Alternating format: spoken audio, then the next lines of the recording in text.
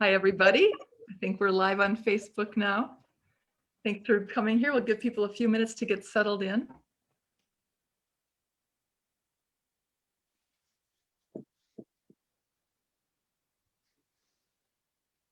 Okay, let's get started. Hi, this is Robin Luther from Tosa Together. Welcome to Tosa Talks, Building a Diverse, Thriving Community. This is an ongoing Facebook Live series proudly sponsored by our generous friends at Bostik. Tosa Talks features 3 monthly presentations designed to provide meaningful discussions around racial and social justice issues to support the work of building an inclusive anti-racist community. Tonight's talk is a conversation with physician assistant Jackie Edwards that I think you'll enjoy very much. We welcome and encourage you to take part in the live Q&A session tonight. Please be part of the conversation by adding your questions and comments for our speaker into the Facebook comments section during the presentation. And now it's my pleasure to introduce you to tonight's host, Deanna Lytle. Hi, everyone. We're so glad to be here tonight with our guest, Jackie Edwards. Thank you so much for being here. Before we get started, I just wanted to, as a group, collectively take a moment, a breathing moment to just kind of acknowledge and digest the current events that are happening right now. We want to honor the memory of Dante Wright and George Floyd, and also to just recognize and acknowledge the collective feelings that are happening within the Black community as a result of current events. Thank you, thank you.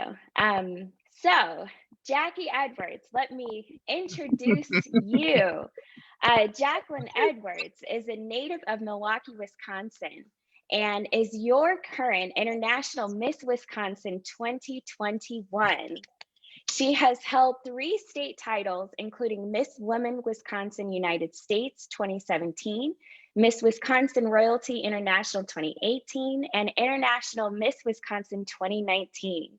Jackie believes everyone has a purpose and can serve in some capacity, whether in the home, in the community, nationally, or globally. She describes herself as an obstacle overcomer and believes that God never brings you through something just to bring you through it, but to help make someone else's life easier. It is this belief that drives her to serve through mentorship. She currently mentors aspiring physician assistant students coming from diverse and non-traditional backgrounds. Jackie also sells physician assistant inspired apparel, where a portion of the proceeds goes towards helping cover initial application fees for PA school. She believes representation and diversity are important in every sector, whether it is the workplace, neighborhoods, or pageantry. During her conversations on Queens Just Like Me, she discusses diversity, inclusion, and representation in pageantry with queens by them sharing their stories. Jackie believes that when we see ourselves represented in our dreams, we can achieve it. For fun, Jackie enjoys travel, reading, Marvel movies, which we were just watching a minute ago, everything Real Housewives, and family gatherings. By day, Jackie works as a physician assistant in occupational medicine. She has over 20 years of healthcare experience and feels called to helping people live healthier lives. Jackie is the proud wife of attorney T.R. Edwards and mom to 4 pretty cool kids. So join me, everyone, in welcoming Jackie Edwards. Thank you so much for being here. Thank you for having me. I am honored, and I really do appreciate it.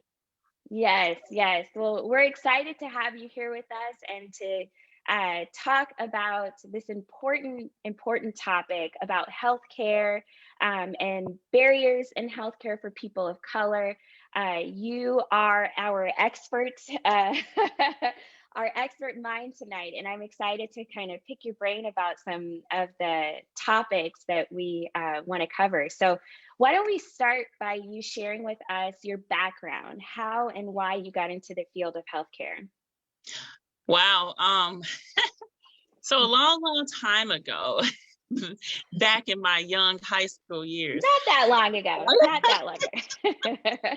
I've been doing this for 20 years, but I honestly thought I was going to grow up and be like part of Destiny's Child, when they were replacing singers, a supermodel, a psychiatrist, everything in under the sun. And I didn't really think I would go into healthcare until I got into high school. I wasn't quite sure of which direction and path I would go. I was always smart when I was younger. So people in my family would say, "You're going to be a doctor." And I'm like, okay, all right, sure. But it wasn't until I got to high school at North Division in Milwaukee where I finally saw a Black nurse. So I grew up, and every time I went to doctor, I never had a nurse that looked like me, a doctor that looked like me. And I just thought that was normal. So for me, not having that visual representation, I didn't even consider that to be a path, but I was so super inspired by this Black nurse that was teaching at my high school. She had did flight nursing. I was like, I probably could do that. It wasn't like, oh, that's what I want to do. I was like, I probably could do that because, you know, nursing is glamorized. So people kind of think, oh my gosh, you're just going to make a whole bunch of money and you're just holding somebody's hand. But, you know, there's a lot more to it than body fluids, and you got to make sure you can handle the gore, the smells, as well as the hand holding, because you know that's the easy part. It's all the other stuff. So I immediately after high school, I went and got my associate's degree in nursing from Cardinal Stritch, and I was in love with what I was doing. I always thought I would be a nurse forever at the bedside. This is life. And I don't know if it's because I'm a Gemini. I haven't figured out why my mind, I was like, after a few years, I'm like, okay, I don't want to do this anymore. But I never wanted to go into like nursing management. So I never really was pushing to get my bachelor's. I think I went and got my bachelor's in nursing, like I graduated in 2003 with my associates. So 2005, I was like, okay, maybe I'll just go back to school and get my bachelor's because I knew I wanted to do something else. Working in healthcare as a nurse, I was in the emergency department at St. Joe's. I worked in the emergency department at West Allis. So I got to see a lot of different things and learn about different professions. And working in the emergency department is where I learned about physician assistant. I never heard about being a physician assistant until I was already finished with school, already working professionally and trying to figure out the next step. So physician assistant was like on my list of things to do, but I thought maybe I wanted to be a nurse anesthetist. So I'm just in healthcare, just figuring it out. Yeah. So then I was like, for those of us who might not know, what's the difference between a nurse and a physician assistant? Oh, great question. So first of all, as a nurse, you're practicing nursing. Nursing is its own science, I guess is the best way to put it. But you're taking care of the patient. It's going to be more direct. You can have an associate's degree, a bachelor's degree. You could be a licensed practical nurse. And I'm not quite sure if that's an associate degree, but that would be like you have their LPN, which is a licensed practical nurse, and then you have your RN, which is your registered nurse.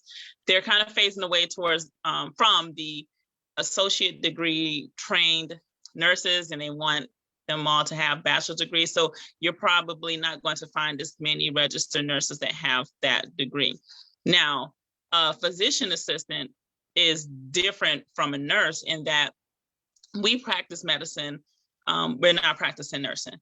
I prescribe, I do histories and exams. I order tests like x-rays, CAT scans, etc., lab work, and I interpret that. I'm given the treatment plan. And you have to have a master's degree. So that's a big difference. We work in collaboration or under supervision of a physician, meaning like on paper, I need to have a physician because in the clinic that I'm at right now, I'm the only provider there. There's my doctor that I contact if I have a question is down the street at a different clinic, and they're accessible by phone. But it is totally different as far as nursing. If you go into nursing, you are going to, like I, as a PA, will write the nurse's orders. So the nurse can't write orders for me to do. So if you're doing a hierarchy, and it's not saying anybody is less than, but if you're going and entering, you're like, okay, this is the CNA. She's helping people with their everyday, bathing, getting up, making sure they're walking, checking their blood pressure, etc. The nurse is executing the orders that were given by the doctor, the nurse practitioner, or the PA. And then you have PA and nurse practitioner on the same level. And then you have the doctor that's over everybody. Okay. That's a great hierarchy, the kind of way of Yeah. Yeah. So you mentioned earlier a little bit about how growing up you didn't really see a lot of doctors or nurses that look like you. Now, as a professional in that field, as a Black woman, what types of experiences do you have when you are interacting with patients? Like, are they surprised to see you? Oh, Just you know what? Yes. So you get a little bit of, there's a mix of things that occur.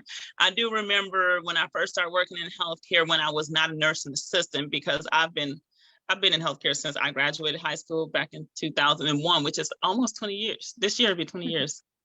I look good, but gosh. You do. But you know, when people would find out that I was nursing, what would happen was, oh, not nursing like with a baby, but as a nurse, they would say, oh my gosh, they would want to know what school I went to, which is always weird. They're like, did you go to Milwaukee Area Technical College? And I always took it as a little bit of shade, because why did you ask me if that's where I went? And I'm like, no, I went to Cardinal Stritch. And they're like, oh, you know, that would change the tone. That's one thing I noticed. You know how sometimes I'm gonna use a car as an example. Say you want to get like this bright red car that you don't see anybody else with, and then as soon as you get it, now you're seeing everybody else with it. I kind of was hoping that when I became a nurse, that maybe I just didn't see the Black nurses because I was just not where they were, but there still weren't a lot of Black nurses. And then as a PA, wow, let's see, the PA school that I went to was glorious, wonderful, Marquette, but there's definitely a lack of diversity in that sense. So I have patients, like my Black patients that I will run into, they love me. I'm gonna say like 98% of the patients love me. That's how it goes. But older Black people, they're like, oh my, they would be happy. I would be able to get information from patients that other people who did not look like them could get from them. I often think about when I was working at Sinai in an ER for some time, I was the only Black provider in the emergency department. And it's a tough crowd you're serving here, but I was able to connect with my patients, which was reflected in, you know, we have those patient satisfaction scores or Press Ganey surveys. I got good Press Ganey surveys in an area that is very challenging and difficult to have great patient satisfaction scores. But I related to them. I didn't come off as judgmental. I got on your level. I'm going to tell you exactly what it is, but I'm also listening to what it is that you're telling me is going on in your personal life. I'm not just saying like, okay, this is what you need to do and figure it out. I'm trying to listen to everything. So as far as my experience with patients, I would say overall, majority of my patient experiences has been wonderful. But, you know, I've worked in Burlington, and there I was the only Black provider as well. And that's not a very diverse place. It has there's definitely some high racial tension in that area. And it was not a great experience for me when I think about my own emotional and mental health. And you're like, I'm doing the best I can do. And these patients still just hate me, or they don't like me, or they're not receptive to me. Not because of what I'm not doing medically, but more so because I'm a Black woman in an area where they're used to seeing a white man be dominant and tell you what to do or make your recommendations. So I've had like a little bit of both over my years of experience being a provider of color. Some interesting statistics that I just like to say this: less than 1% of the PAs in Wisconsin are Black. That's less than 1%. And when you think about the populations we have to serve, it's unfortunate because you can't. I'm not saying people from different backgrounds cannot serve patients, but there are certain Right. instances that, because of mistrust that has been in the system for so long, that people just, they're not with it. Right. Somebody giving me information, and you're like, okay, I think I like to connect with people from neighborhoods. So if I can tell somebody, oh yeah, you know what, my cousin lives over here off of 23rd and right, I brought it down to their level. They know I'm not up here looking down at them, talking to them, making recommendations that are beyond their capability of doing like in that time. So yeah, patients love me most of the time. Most of the I love you.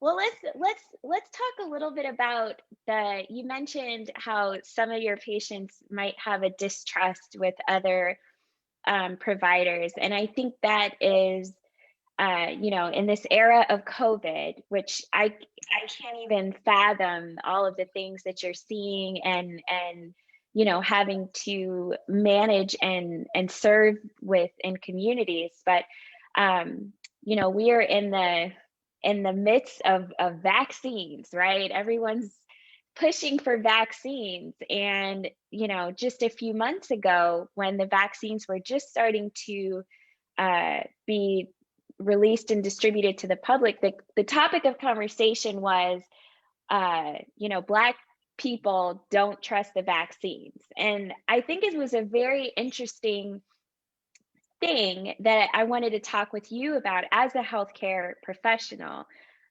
because in my perspective, it's not so much that Black people just don't trust the vaccines, it's that there's mistrust due to proactive bad behavior to the Black community, right? So yeah. how do you explain that to your patients, to your colleagues, and other people? How do you explain that to them so that they can, one, be more comfortable getting the vaccine, but also acknowledging the trauma that comes with that? So I think that it requires teaching on both sides, or conversation on both sides. So you have the perspective of the Black patient or the Black person who is not far removed from some really bad things happening to our people in healthcare. And I mean, when you go back and think about the Tuskegee syphilis trials, I mean, that went up until the 70s. And a lot of us know people who are who were born in the 70s or alive during the 70s. That's not that far away. And Right. I think what happens with the general population is that there is this misperception that, oh my gosh, all these bad things that Black people or minorities say happen, they happened a long time ago. And it's like, no, these generations, my aunties, my uncles, my mom, my dad, they saw this. So the initial thing is to recognize that this happened and that this was not far, and people are still healing from those effects. We can't sit and dismiss and be like, okay, just get over it. That means that there's actually a lot of work that needs to be done on the provider's end to make sure that, you have to acknowledge and accept that, respect somebody's decision, and at the same time provide them the information. I like to, when it comes to patients, try and understand where exactly they are having the issue of mistrust or concern. And when you ask, instead of just generalizing, like, oh my gosh, you just think it's because of race, people may give you a totally different answer. So, a lot of people were like, oh my gosh, the vaccine was rushed. Y'all did it so quickly. I don't trust it. Now, that's not necessarily race. That's more of, okay, you know what, you don't understand how the science behind this vaccine works. So let's discuss that part. But then you do have people who are legitimately concerned, like, okay, they're doing population control, and they're putting microchips in me so that they can trace me. They don't know what the side effects, people are dying. And I guess a perfect example right now would be, think about the Johnson & Johnson vaccine. So I'm pretty sure, because it's been all up in the news today, this week, that they're just like, okay, see, I told you it's going to kill people or whatever. It's bad. I think people first need to understand that the whole intention behind the COVID vaccine, well, it wasn't going to eradicate the COVID vaccine. It was to help people, if they were going to develop COVID, they would have less severe cases. They would not require hospitalization, because people, of course, were having COVID and having varying effects. But it's those people that were just severely ill and needing hospitalization that were having the biggest issues. And unfortunately, that population was the minority population, Black people, Hispanic people. I gotta look at the numbers for Asian people. I don't think I had that one, but let's just in Milwaukee itself, that's all we heard when it first, Black people, Hispanic people were experiencing COVID at higher rates. I think if you go onto the Department of Public Health website or Wisconsin DHS website, you can see they break it down what the population is. And if you were Black, you were 2 times more likely than someone who was white to get infected with COVID and then have severe symptoms. If you were Hispanic, you were 1.7 times more likely. And I think if it was Asian on there, Asian 1.5%. So every minority group was exponentially higher when we are a fraction of the population. I think Black people make up 6.8% of the population in Wisconsin. So when it comes to vaccines, I think one of the biggest things that people have to understand is it's not being forced. Like, it's not, people want to have some autonomy and they want to feel like they can make these decisions and the choices. Like, you always have a choice. There's nobody knocking on your doors saying you better get this vaccine. Needle, like right, you better get this vaccine, or you're not gonna be able to eat. That's not what's happening. But it's highly recommended for people who were going to have the worst outcome and side effects. The reason that Black people and Hispanic people in Wisconsin, particularly in Milwaukee, were having worse effects is because we have less access to care. We don't have reliable, affordable insurance. We don't have regular primary care providers. We have underlying health conditions, asthma, obesity, diabetes. These things all make getting COVID go haywire in your body, and you're more likely to have bad effects. So when my patient, well, it's not my patient, when people, it has been patients, but I'm not administering the vaccine, I guess is the best way to put it. But I've talked to people about it. I just let them know, like, hey, the science behind this is valid. I have to go into my whole mRNA discussion. Like, yeah, they're not implanting COVID. They're not altering your DNA. You're building antibodies because there's a synthetic code for the messenger RNA that's going to tell your body, okay, create antibodies for COVID. That's how vaccines work. I think that people also kind of misconstrued what happens when so I got my COVID vaccine. I don't have to wear a mask. I can go do whatever I want to do. I was trying to tell people, we just need a D collectively as a country. Can we get a D? We need 60% of people to have immunity for us to get out of the pandemic phase. And that's going to be, the preferred is going to be by the vaccine, because when you get the COVID vaccine, those side effects that people were experiencing, that's your immune system doing what it's supposed to do. It's recognizing this, it's starting to build up antibodies. That's supposed to happen. No, that you weren't supposed to get the vaccine and then nobody's having side effects to the point. I'm not gonna say nobody. Majority of the people are not having side effects to the point where they needed hospitalization. Right. And it wasn't like I got the injection or the vaccine and now I have COVID right now. Now, that's not saying you can't get COVID. I don't want people thinking that I got vaccinated, how am I getting COVID? There's different strains. It's a virus. Viruses are smart. They change. This is why we don't have a vaccine for the cold virus, because the adenovirus likes to change. It's not going to happen. But we gotta just work well in this group project. I think everybody, unfortunately, doesn't work as well as I would like. But I've honestly been hearing less resistance from people about getting it. And I think, when people hear you can't travel. You're like, wait a minute. I may have to sign up for this vaccine because you said I can't. Exactly. I think we have to kind of get away from yes, you have choice and you have free will. Again, the vaccine's not mandated, but that's not saying that private organizations won't be like, okay, we're requiring it. They're a private organization. The government ain't knocking on your door, but another country may say, well, you haven't got vaccinated, you can't come here. And you have to think about it. It's always a give and take. Is that something I'm willing to risk now? Yeah, absolutely. And I agree. I totally agree, because a lot of with you on seeing kind of like an overall acceptance of the vaccine and people getting vaccinated, especially in the Black community. I know all of my family members have at least got their first shot, if not fully vaccinated. And I think a lot of it,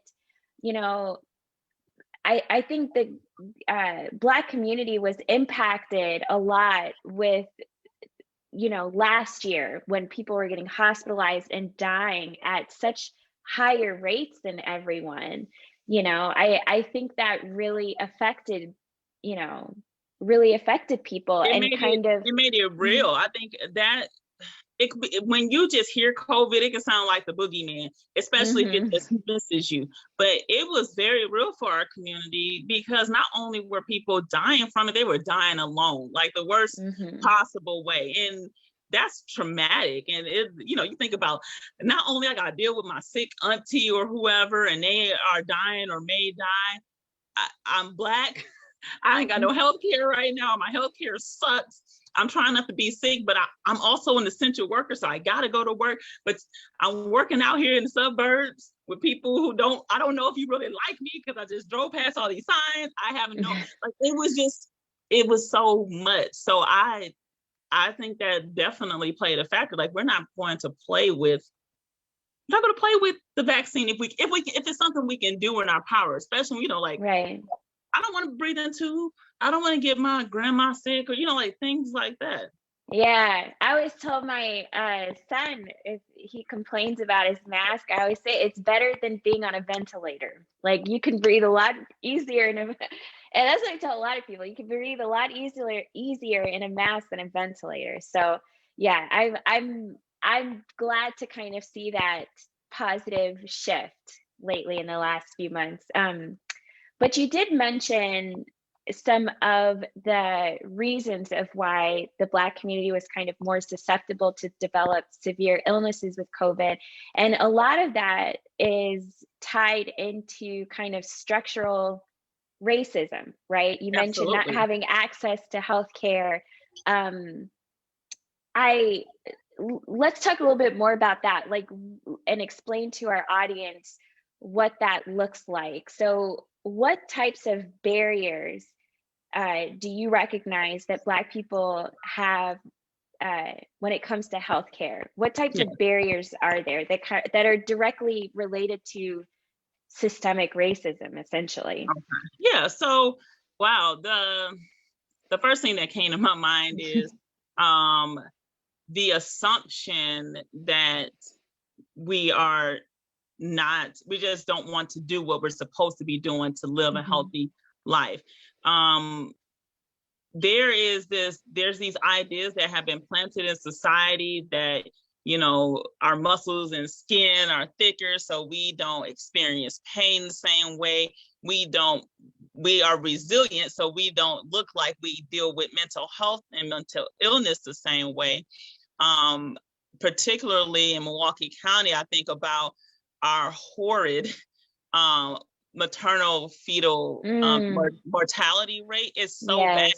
And the disparities, when it's broken down by a zip code, you're like, oh my gosh, if I live in 53217, I have an exponentially more successful time of being better or staying alive when I deliver, or if I have a baby, than if I live in 53206. That's crazy, because those are just miles that separate these places. Some of the structural things that people don't really take into account is we have food deserts. A food desert is where you have to be able to drive to get to a grocery store in your neighborhood. We may have a whole bunch of little corner stores, but these corner stores are filled with processed, quick, snacky type things. They're not going to be, you're not going to have access to fresh fruits, fresh vegetables. Then we have to think about where everybody's living. Like how Milwaukee is designed is not on accident. Like the county is not designed on accident. And in areas where you have higher poverty, those people are not necessarily not working, because I think that's another misperception in healthcare. Like, oh my God, why didn't you come to your doctor's appointment? And it was like, well, if I'm taking off of work, I'm losing a whole half a day of pay or a whole day of pay. And I need every single dime that I make, because I need this for housing, or I need this to make sure my kids are clothed and they're fed. So like everything is related to one another. I just always think about the social determinants of health. We have our school systems, like all this plays into our health. Because when I'm thinking of health, I'm thinking of our mental health and our physical. So housing plays a role in that. You have bad housing, or you live in a bad environment. Now you have a whole bunch of asthma that you're dealing with. People may not be aware of that. Like just look in Black communities and how high the rate of asthma is. Like, why is that? That's not the pollution in the areas by and design. the housing is how sound is your housing, or how is the air in the house? Is there mold?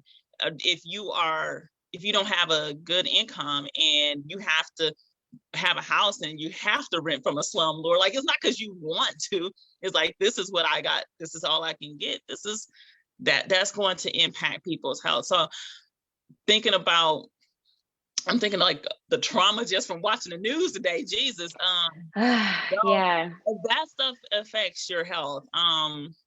So Absolutely. the structural and systemic things, I think, come in play because, first of all, we're not represented on the opposite end in proportion to how we are in a population.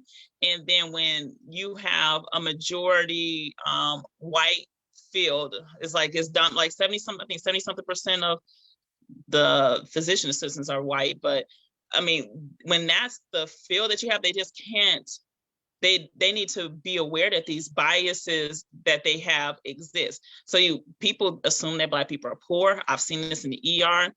They assume that we choose not to know information versus you didn't take the time to explain it to me.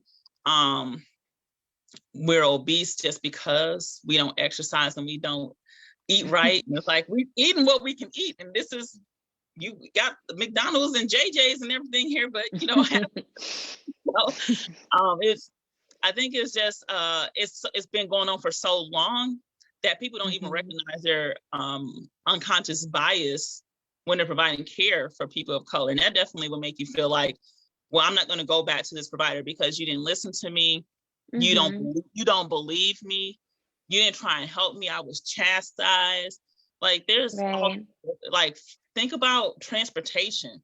So you are reliant on public transportation to get somewhere. And I'm just thinking of like how the city buses now, they've cut so many lines. You only have 15 riders at a time. You have kids. Like there's so many factors that play into it that I don't think people consciously and actively think about unless you bring it up to them.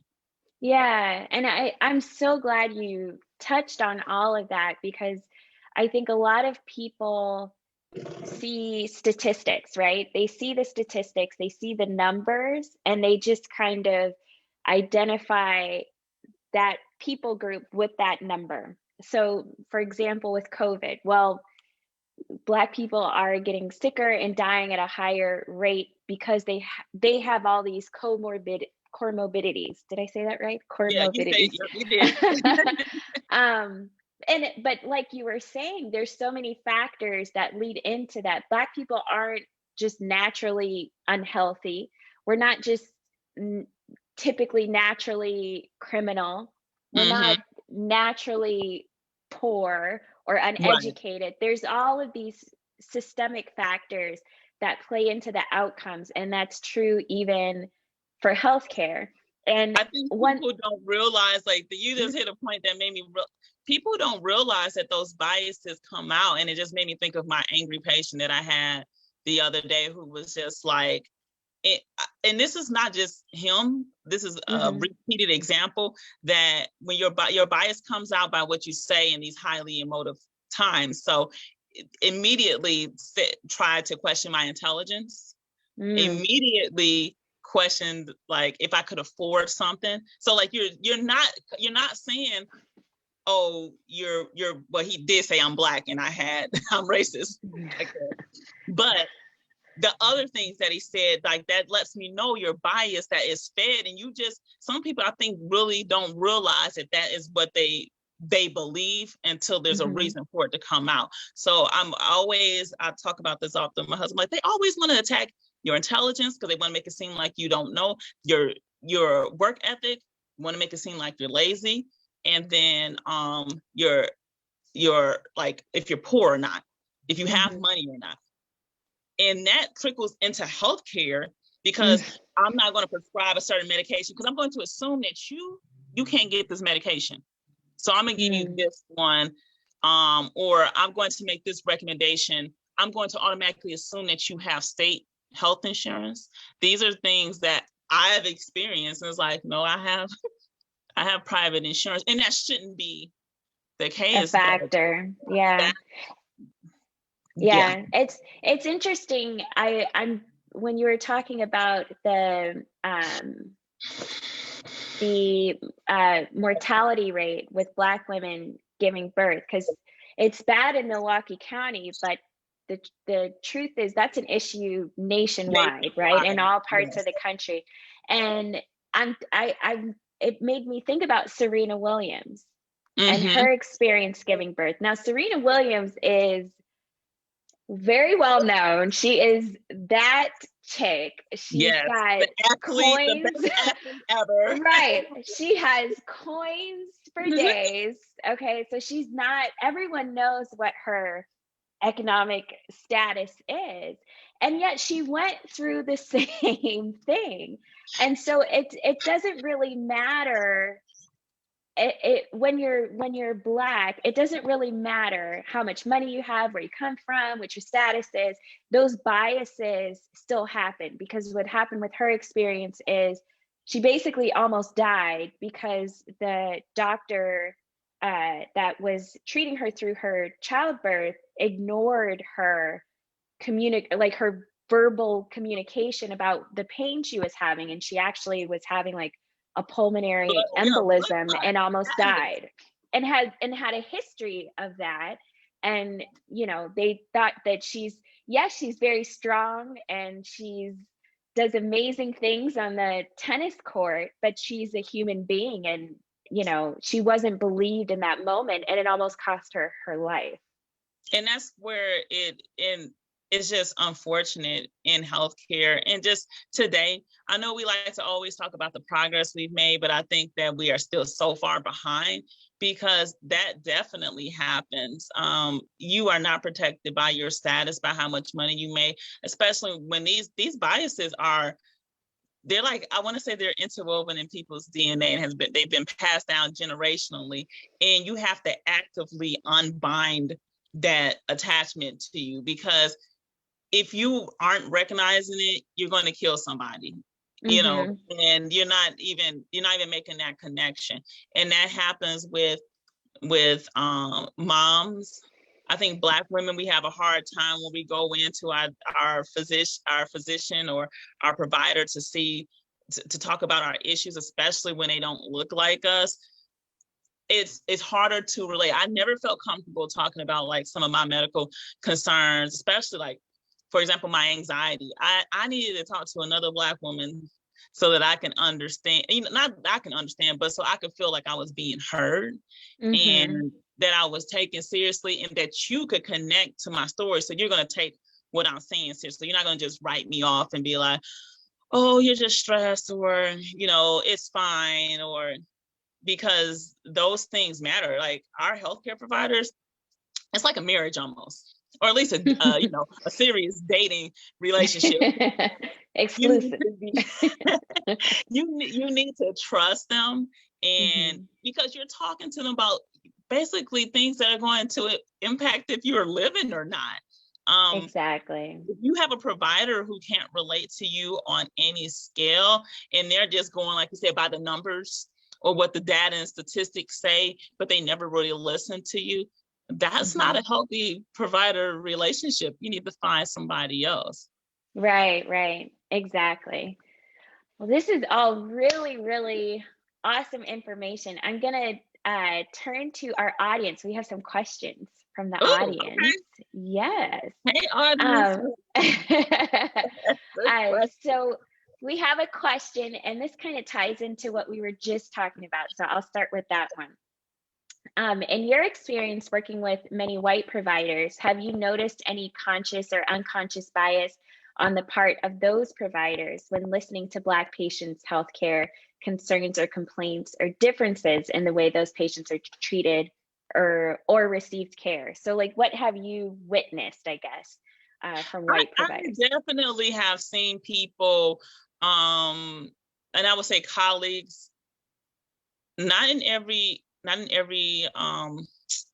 area, but I have seen, especially in the ER when I worked there, people just make assumptions and say things like, oh, they can afford those Jordans, but they can't afford any Tylenol or ibuprofen, or they didn't even know to do this with their baby. And they don't realize that what you're doing is putting people in a box. That's not what kind of shoes they have on. That has absolutely nothing to do with you. Correct. Has nothing to do with the care. I have had to correct people, and I would say like the worst would have been with a colleague around 2016 with that election. It was just very stressful. I was working out in Burlington at that time too, and having somebody try to tell me like what racism is and how to deal, how they were experienced, right? It was a hot mess. Yeah, sounds it. I've had colleagues. I've definitely I've worked with people, and I guess the best way, I can't always say how they care for their patient, but it doesn't make me think that somebody who presented that was Black or Hispanic received the best care from that person, because those biases, they are there. They would typically come up, I would say, like in a casual conversation or an unprovoked conversation, like, why are we talking about the news? So we're talking about the news, and you were very silent when these Black men got killed, and you're up in arms now with some shooting that happened. And I'm not condoning any of this, but so like it was a shooting that happened, I had to think, some years ago with the police officer, and I think it was in Texas, but it was like right when Alston Sterling got, I mean, like those 2 days, silent, nothing. I'm not gonna say anything. And then all of a sudden it was like, well, I didn't know that happened, because I don't get my news source. This is what I was told. I don't get my news sources from Facebook. I get my news sources from whatever illegitimate news station. So I didn't even know that that was a thing. And I was like, okay, I just find it funny that that's what you're choosing to talk about. But I would say not anything. I haven't seen anything like just blatant, but I have had people that I definitely questioned what they did in their room when they came out here and they said something that just was unnecessary, not in line, totally judgmental. Right. Yeah, I'm trying to think. I haven't seen anything with my eyes. That's a good thing. That's probably a good thing, though. Oh, it is, because I have listen, I will call you out if I see something. It's just, I wouldn't allow that type of thing to occur. And I had no problem correcting people who came at me incorrect as colleagues too. Yes, so. Accountability. And that's why representation matters in healthcare, right? Yeah. It does. We have another question. Can you talk about the science that shows that Black people have better outcomes with Black doctors, nurses, and psychologists? How do you get enough Black and Brown care providers, and what needs to change in education and elsewhere? Okay, so I like when people ask numbers about things. So what I would recommend is you go ahead and find that number for that data. I'm sure there are studies out there that have been written. I'm not going to be able to quote them off the top of my head. I have read through some stuff. That's that part. Number two, I think the question was about like, how do we get more Black and brown people interested? Well, we have to open up access educationally. So if you think about how certain places, I like to use Milwaukee because I live in Milwaukee, and I went to school in the hood, and how the school is set up, like high schools are set up like jails here. They're not set up for people to succeed and have visions of achieving more. And so that, I mean, that's a whole structural thing, the whole education system in which itself. I don't have time to go into, but that's a factor. Also, we have to recognize that there are barriers on the front end of getting people into these fields. So part of the reason that I'm doing what I'm doing with PAs is the application fees. I can be smart, and I can get all the financial aid in the world, but I may not, there's barriers at every level. And those barriers were created because of structural and systemic racism. It was never a whole wide door open, like, oh my gosh, here's college and you want to be a doctor? Of course. No, I mean, like the hoops and barriers that people had to jump through, they're still there. So how do we increase the number? For one, we look at our educational system and see what adjustments we need to be made and figure out how we can make education more equitable, because it is not depending on where you live. It's just not. That's one. Number two, people at the university level, they need to have mentorship. They need to create, I was going to say, like funding, some way. There shouldn't be all these dang hoops to jump through to apply. If you are smart enough and you have a passion and you want to make it happen, that's how that will happen. And then as far as working, like a place like Wisconsin can drain you as a Black provider. It can take everything you have out of you as if you are not going to be mentally and spiritually strong. There's other areas that you can work in and probably thrive, but the patients that need to see people like me, I'm serving in that capacity. So there's a lot more to answer that question. And if I had time, I would go all into it, because I would like to pull out some articles. But I promise you can Google. You can Google that part. I mean, I did it earlier today. Yeah. Well, I mean, that it all goes back to that whole, representation and seeing it at, from an early age that can impact, years and years ahead. My story, I think I shared as far as I saw a Black nurse. So, I mean, I don't know, I can't quote a study off the top of my head to talk about the value of representation, but that works in every area. I mean, a white man can see a white man in the area and be like, oh my gosh, yep, I know I got that for me. So it's the same thing. And so for when there's areas where it's predominantly white men and there's no women in it, there's no LGBTQI, no Black people, no Hispanic people, no Asian people in it. I mean, I'm going to think, oh my gosh, this area is not open for me. Maybe I shouldn't go that way, because it's going to be a couple of things. Not only will I not feel welcome, will I get the support that I need? So anybody who's going, I call it like, disrupting people's comfortability or the perceived social norms.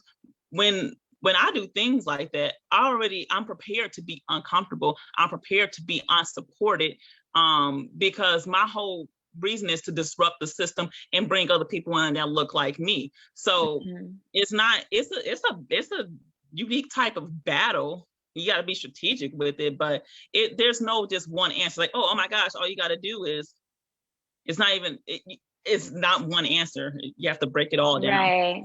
Right. We have another question, and this kind of can piggyback off of what we were just talking about with the representation. Is there currently any efforts in continued education credits or classes for healthcare providers to provide any diversity training to help them recognize bias? Do you know of any kind of incentives? I don't know about incentives, but I do know that the bigger organizations, I would say all organizations, they have something in place. But the issue is not always the provider. Like, I always think about how many dang diversity modules and classes that I took, but that didn't stop my patients from being racist towards me. So how was I supposed to handle that part? It's complicated, and it's not because like I can be accepting and receiving, non-judgmental of everybody, but when I'm on the other end, we need systems that are in place that are working for both ends. We need people to take care of the providers as well. So yes, there's also continuing education that's offered, but a lot of the times with continuing education, it's not mandatory that you take so many credits in X, Y, and Z. I think it all boils down to being a good human. Like, I don't know, I would never understand why that can't just simply be it. Like, am I being a great human to this other human? And it has nothing to do with because I see color, but I should be able to be a great human regardless. Especially in fields of public service, right? Absolutely. It's a requirement. Yeah. Let me see if we have any more questions here. Oh, one more question. Do you see equitable access to the vaccine for people of color? Are the people and systems organizing the distribution doing anything extra to ensure vaccine delivery because of the bigger impact of COVID on the Black community? I can only speak on the Milwaukee County, how they have their whole COVID vaccine program going. I think they've done a great job as far as making sure it was accessible to at-risk zip codes. So if you lived in a certain zip code, you moved up, because there was always that priority. So healthcare workers, frontline workers, but certain zip codes were targeted and people were taking advantage of it. So I think there's, I think that's another, when it's accessible, it helps. And if people are able to take the time and find out whatever information they need to make the decision to receive it or not, that helps. So I'm just speaking in terms of Milwaukee County. I think we've done a great job. And then we have to also keep in mind that each state has only been given so many vaccines. Right. So, and I think I don't know if I heard if the people now that were less likely to get it was, white Republican men. Like that was. Yeah, I did read that too. That was, I mean, I have like firsthand experience of witnessing.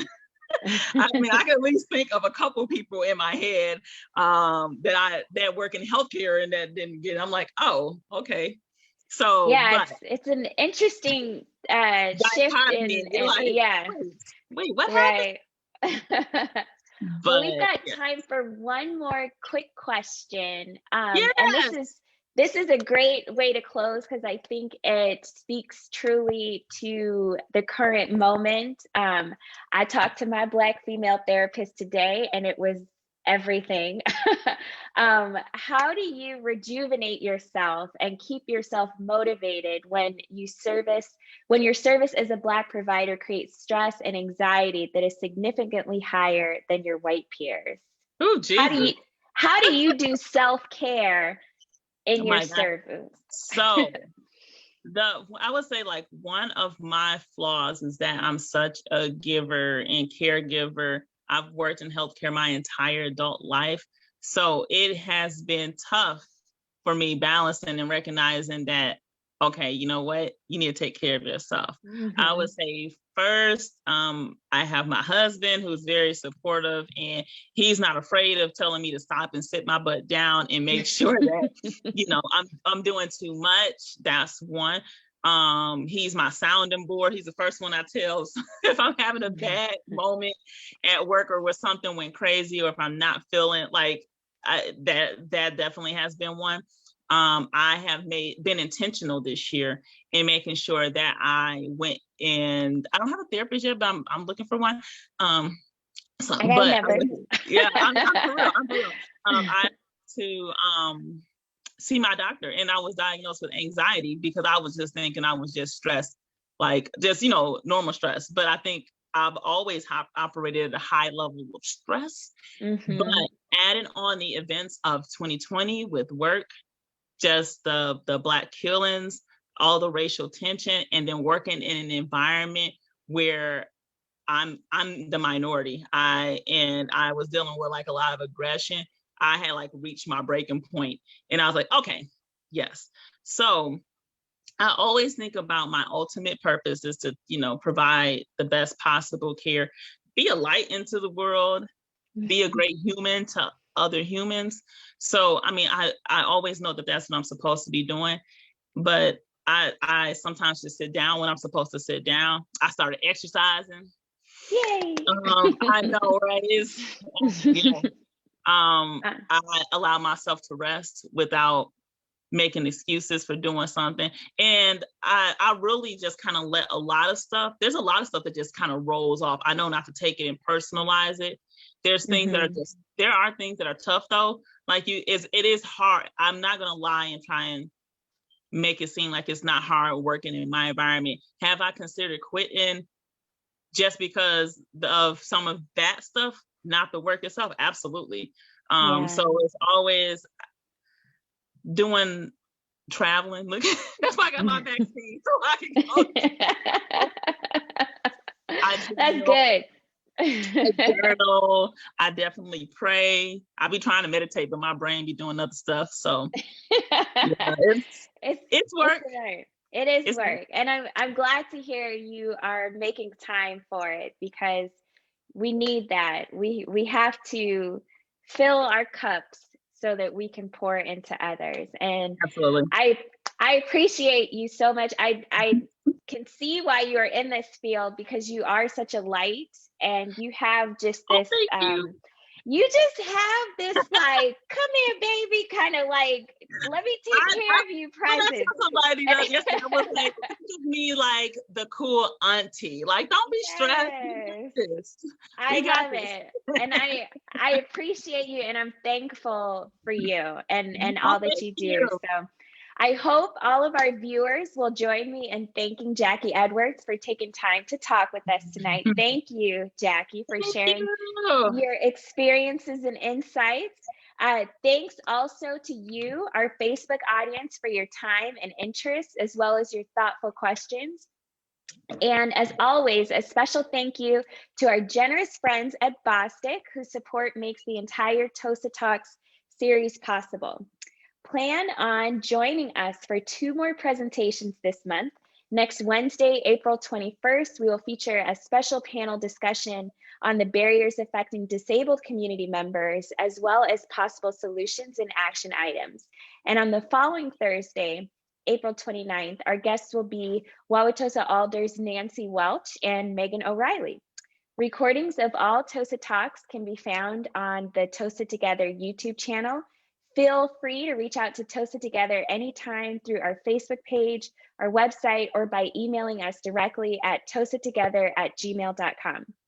This is Sienna Lytle with Tosa Together, and it has been our pleasure to be here with our special guest, Jackie Edwards, a nice little kiki about healthcare, as well as all of you. Thanks for being part of Tosa Talks and our mutual effort to build a diverse, thriving community. Good night, everybody. Good night, y'all.